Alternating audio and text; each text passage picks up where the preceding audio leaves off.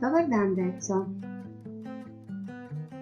Danas ćemo govoriti o medijima masovne komunikacije.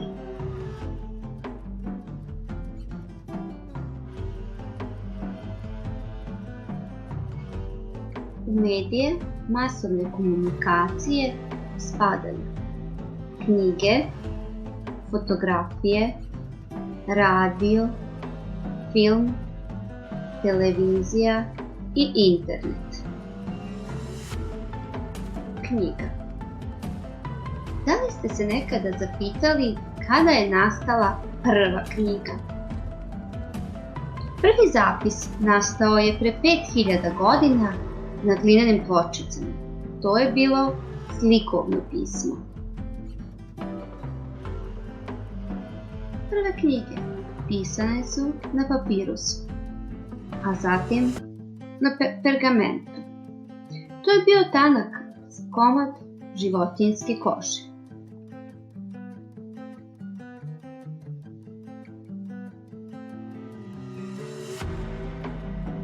Prve prave knjige, koje liče na današnje, pisali su sveštenici u manastirima.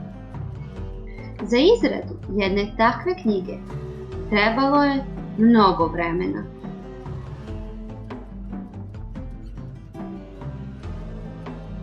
Otkrićem štamparske mašine 1455. godine Nemac Johann Gutenberg promenio je svet.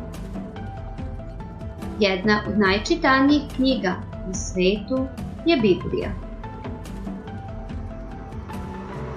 Fotografija. Reč fotografija potiče od grčke reči i znači pisanje, slikanje svetlošću.